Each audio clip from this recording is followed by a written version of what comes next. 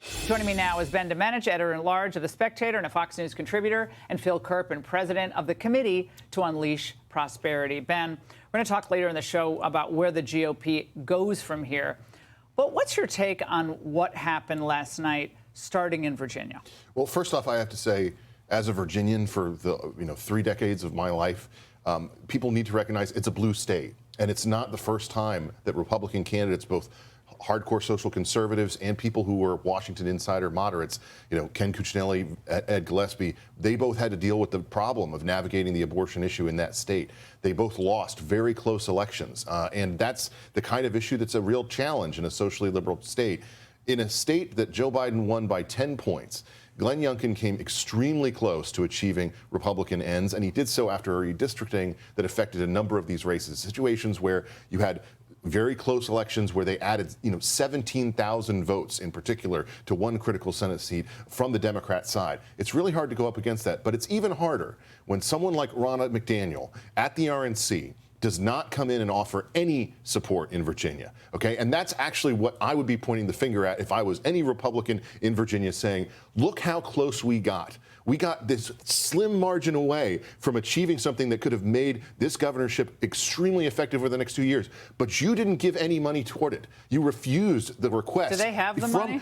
Well, that's a big question, too. It's a fair question. But the fact that she refused the request that came from the Virginia Republicans for that last-minute help in October, that could have been the margin there. A few $1 million here or there could have made the difference in these state Senate elections. But again, I don't want to pin the blame on one person here, because it's not just one person. There were a lot of political consultants that got rich off these Virginia races. And no matter how wrong they are, they always get hired again. I never understand this about the political consultant. I got to go in that business because I can give much better advice. Fail upwards. Fail upwards. Exactly. But Phil, given the financial disparity here, clearly Republicans don't have the money that the Democrats have. How to connect that working class message that obviously works in Miami-Dade County? It works. Well, look, I think it's interesting that the biggest win in Virginia was actually a race where the Republican had almost no money. It was the Commonwealth attorney race in Loudoun County. The Republican, I think, spent $70,000 against an incumbent who spent $1.1 million.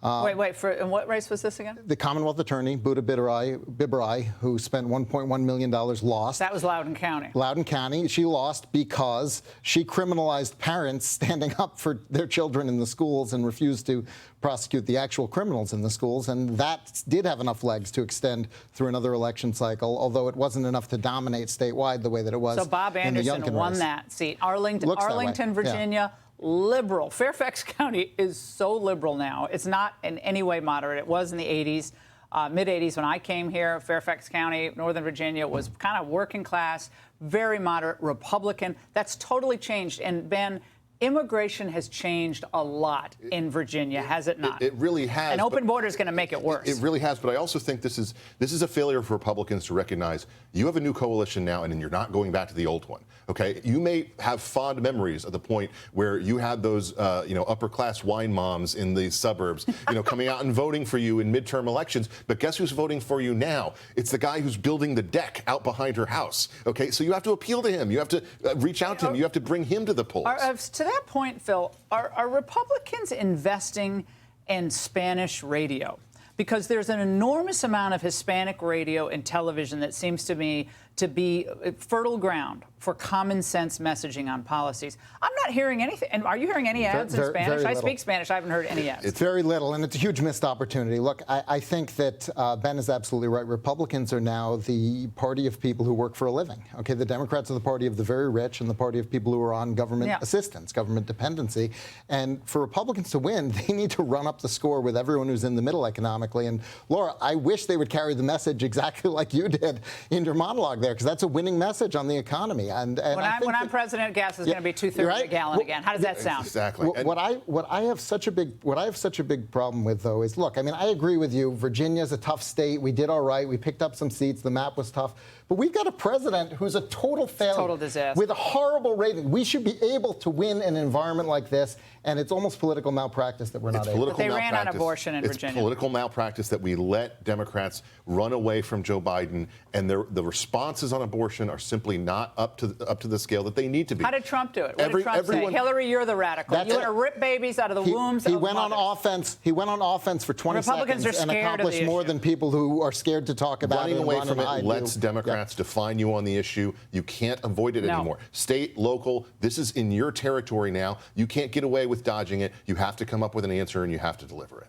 The genius of what Trump did is, I think most voters, he says, Hillary, you want to rip babies out, and most voters who don't vote on that issue say, oh, they're both crazy. I'll vote on the economy. I'll vote on something else. But if you don't give them something to think they're both crazy, I think they're the radicals. When do you think a baby? When does a baby have rights? Never. I have an idea. You don't have to convince us. It's a crazy idea. Maybe let's start with having an actual organized pro-life movement in the country, and then see if there's something that benefits from that. Yeah, and Dobbs, what people say, was it worth it to have Roe versus Wade overturned? Absolutely. Not even a question. That is like the dumbest question I heard all day. Both of you, great to see you. Thanks so much. Hey, Sean Hannity here. Hey, click here to subscribe to Fox News YouTube page and catch our hottest interviews and most compelling analysis. You will not get it anywhere else.